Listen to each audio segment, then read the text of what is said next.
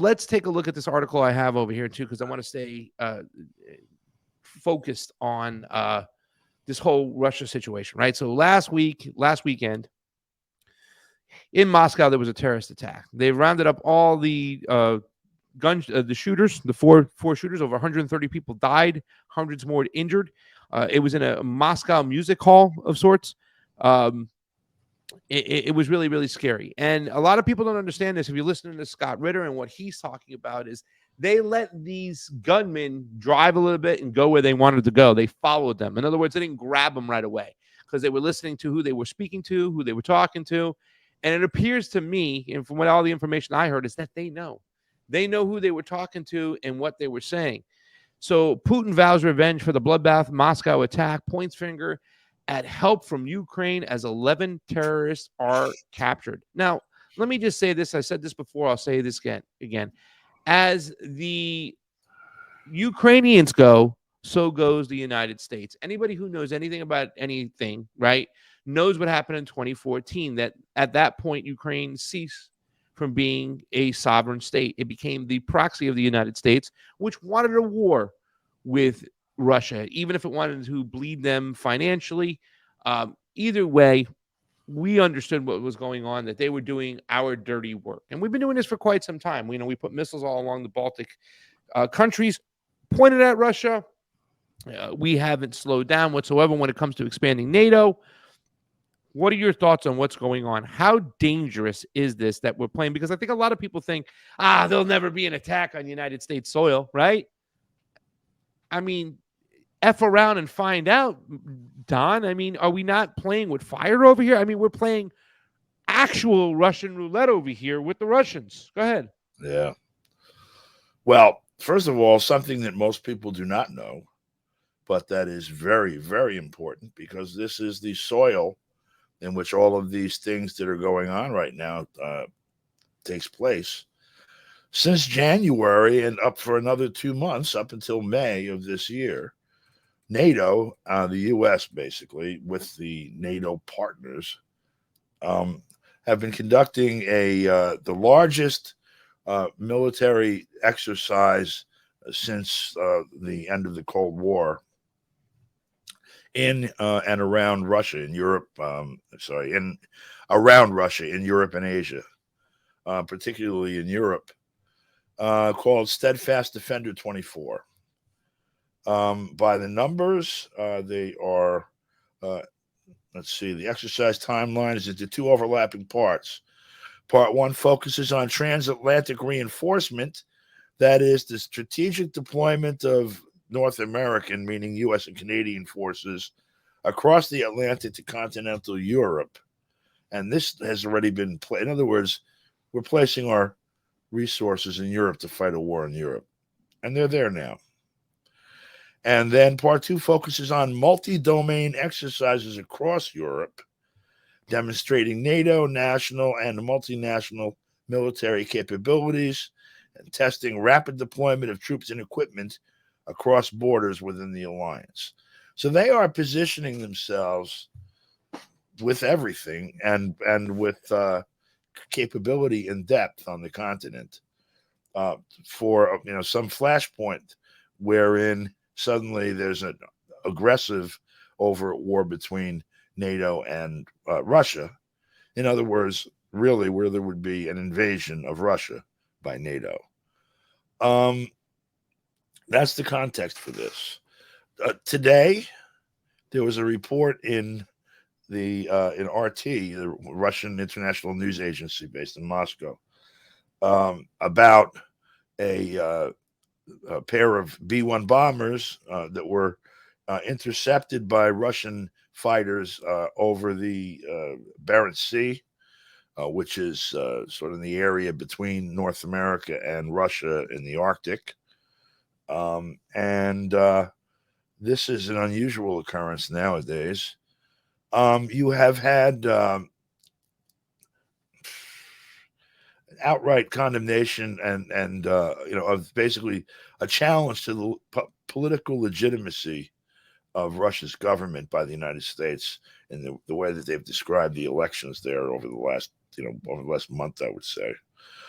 And you've had suddenly incidents like this. We had last week another massive attempt at bombing the Kerch Bridge and the Crimea Bridge and Sevastopol and such. Yeah. A couple of terrorist incursions into Russia proper, and then of course this horrific terrorist attack in Moscow. It's not in the downtown. It wasn't in the heart of Moscow, but it's in the city, and which means it's comparable to, say, this kind of an event in Brooklyn or Queens or the Bronx.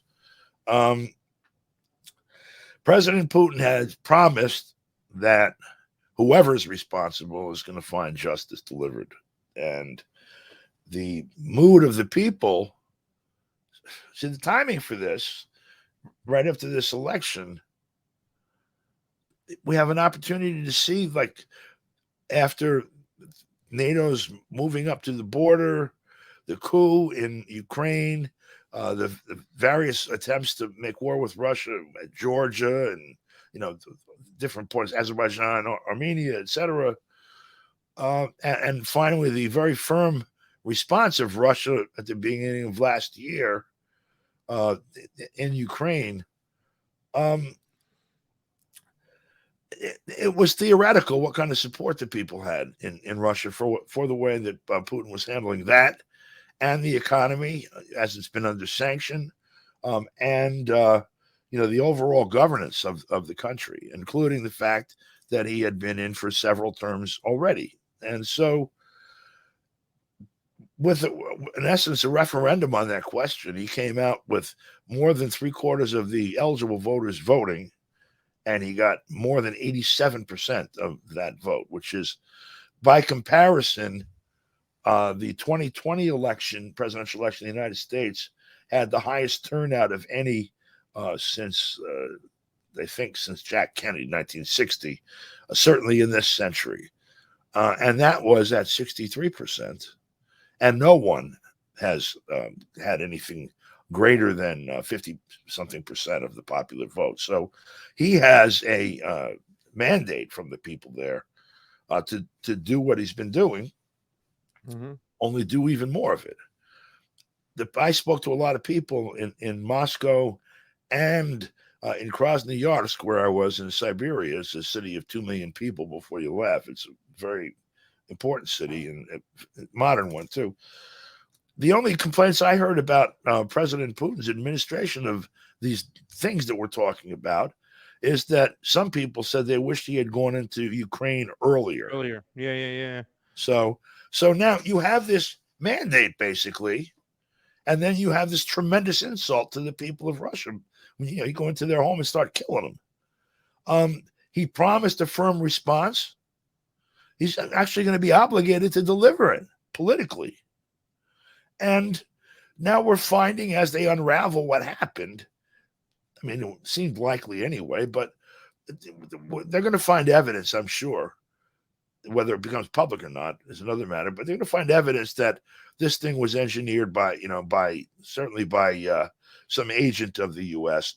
Above Ukraine level, and very likely directly from Langley or DIA or some U.S. intel agency.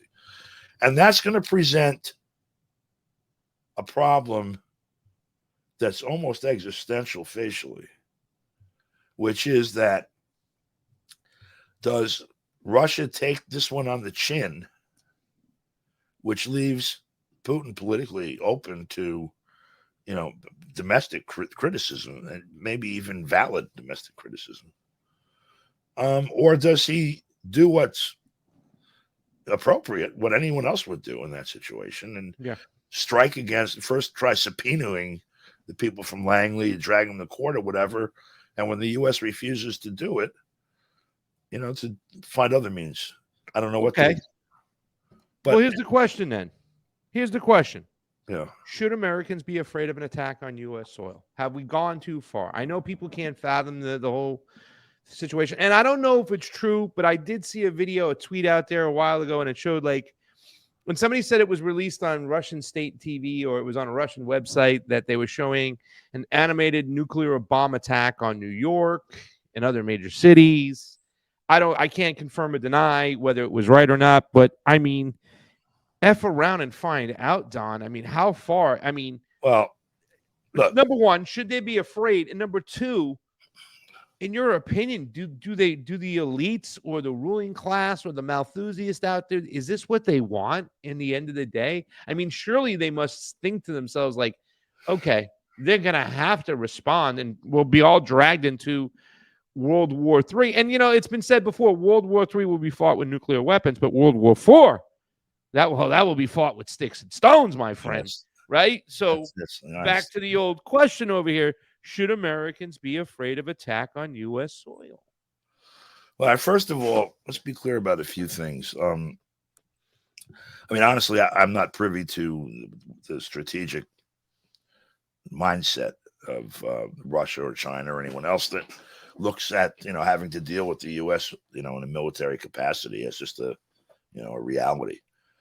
But I'm going to guess that their toolkit in terms of handling these kinds of things includes more than just a nuclear hit on the United States. What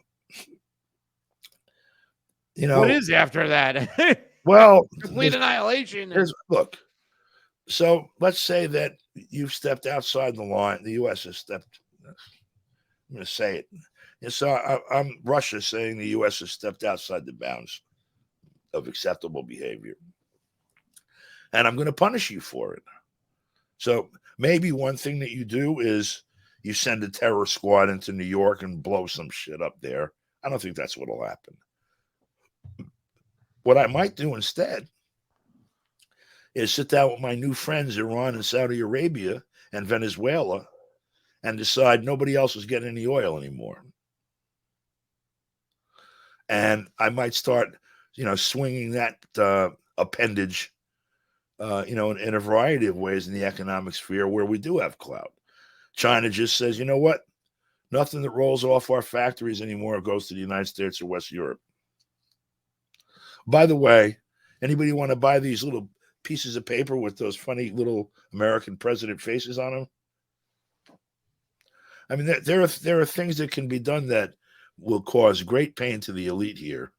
Yeah, don't involve blowing up, American. It seems people. like they'll just counter with more proxy attacks. ISIS K will be elemental P, ISIS XYZ, whatever it is. I mean, and that's the thing that people just drive me crazy, Don, is that, if it's ISIS, it's us, right? We supported the Mujahideen against the Russians, and it became Taliban, became ISIS, Al Qaeda.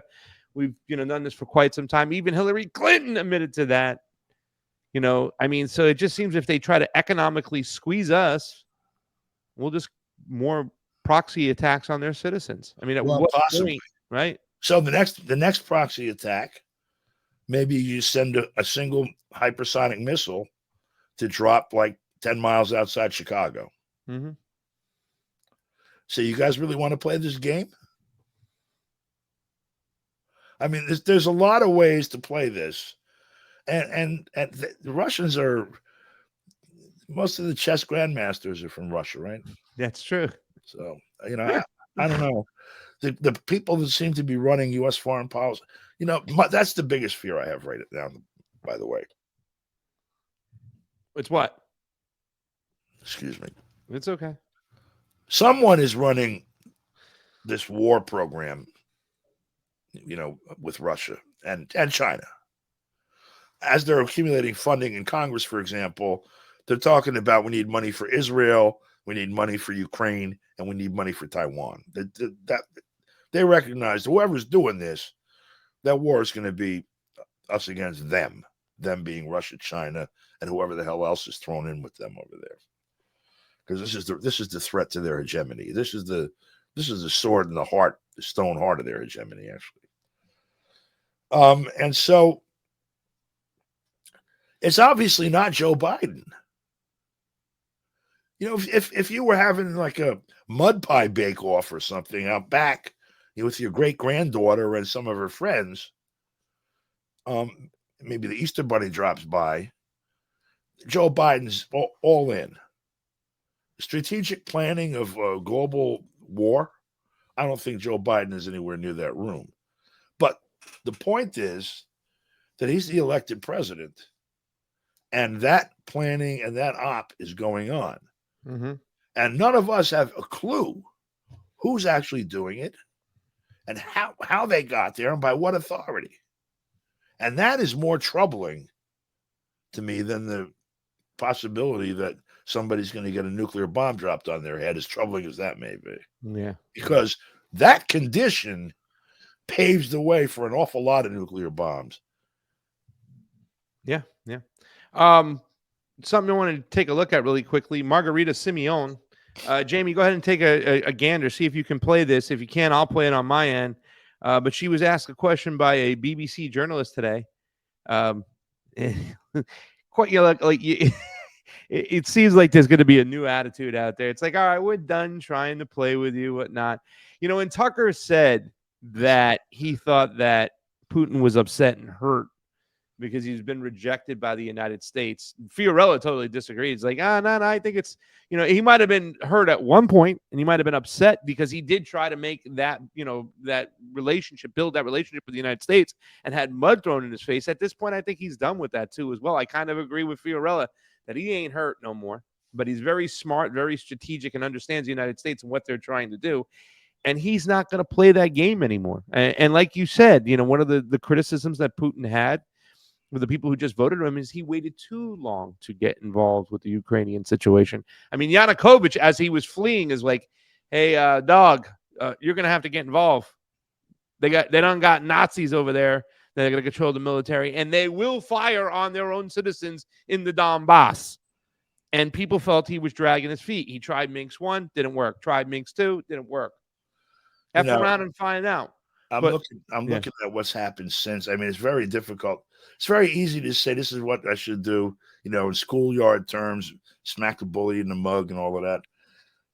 You have to look at, if you're going to start throwing bombs, first you got to do a bomb count. How many do I got? How long can I throw them for? When I run out, where are they at? Et cetera, et cetera, et cetera. They got enough in the ocean in their submarine to blow the planet up 8 times over. That's the Russians themselves. But that's stuff you can't use. When you're looking at what's actually going to transpire and you want to even direct the outcome of the engagement, then you have to be prepared for it materially. And he had a view of this, obviously, because they're in a very good position militarily. Let's listen to this real quick and your thoughts. It's I want to apply at RT tomorrow now. I should have done so when Fiorella went there. I should have tried to go there myself because, man, I love these guys. They're savage. This is the chief at RT over there. Let's listen up. Yeah, she's great. No, Jamie? All right, no more. Until you figure that out, we're not going to do that no more with you. You're just fucking killing me with that. Why is there no need for a serious opponent? Why do you always think that the way you live is better than the way we live? Even the way you ask questions. Why don't you guys do the way we do it? Because we're not you and we don't like you much, really. Why is there no One more need time. for a serious opponent? Why do you always think that the way you live is better than the way we live? Even the way you ask questions. Why don't you guys do the way we do it? Because we're not you and we don't like you much, really. Do you see a change in attitude at all?